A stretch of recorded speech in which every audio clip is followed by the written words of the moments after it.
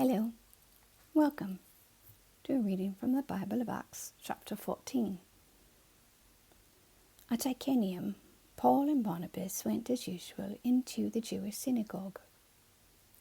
There they spoke so effectively that a great number of Jews and Greeks believed. But the Jews who refused to believe stirred up the other Gentiles and poisoned their minds against the brothers. So Paul and Barnabas spent considerable time there, speaking boldly for the Lord, who confirmed the message of his grace by enabling them to perform signs and wonders. The people of the city were divided. Some sided with the Jews, others with the apostles. There was a plot afoot among both Gentiles and Jews, together with their leaders, to mistreat them and stone them. But they found out about it and fled to the Lycaonian cities of Lystra and Derbe, and to the surrounding country, where they continued to preach the gospel. In Lystra there sat a man who was lame. He had been that way from birth and had never walked. He listened to Paul as he was speaking. Paul looked directly at him, saw that he had faith to be healed, and called out, "Stand up on your feet." At that, the man jumped up and began to walk. When the crowd saw what Paul had done, they shouted in the Lycaonian language, "The gods have come down to us in human form." Barnabas they called Zeus, and Paul they called Hermes, because he was the chief speaker.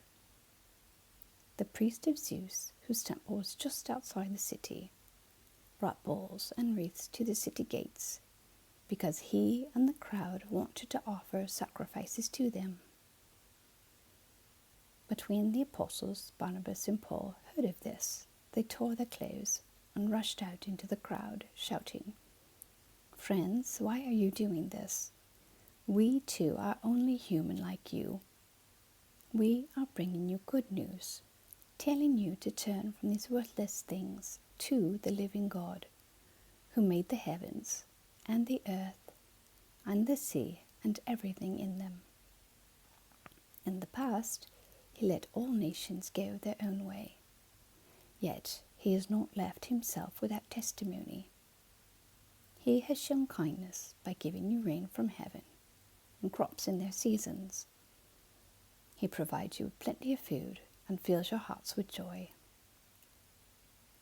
Even with these words, they had difficulty keeping the crowd from sacrificing to them. Then some Jews came from Antioch and Iconium and won the crowd over. They stoned Paul and dragged him outside the city, thinking he was dead. But after the disciples had gathered around him, he got up and went back into the city. The next day he and Barnabas left for Derbe. They preached the gospel in that city and won a large number of disciples. Then they returned to Lystra, Iconium, and Antioch, strengthening the disciples and encouraging them to remain true to the faith. "We must go through many hardships to enter the kingdom of God," they said. Paul and Barnabas appointed elders for them in each church, and, with prayer and fasting, committed them to the Lord, in whom they had put their trust.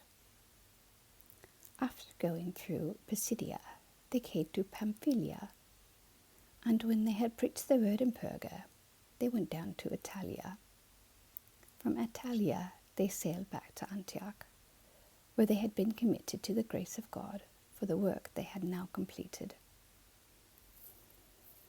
On arriving there, they gathered the church together and reported all that God had done through them and how he had opened a door of faith to the Gentiles.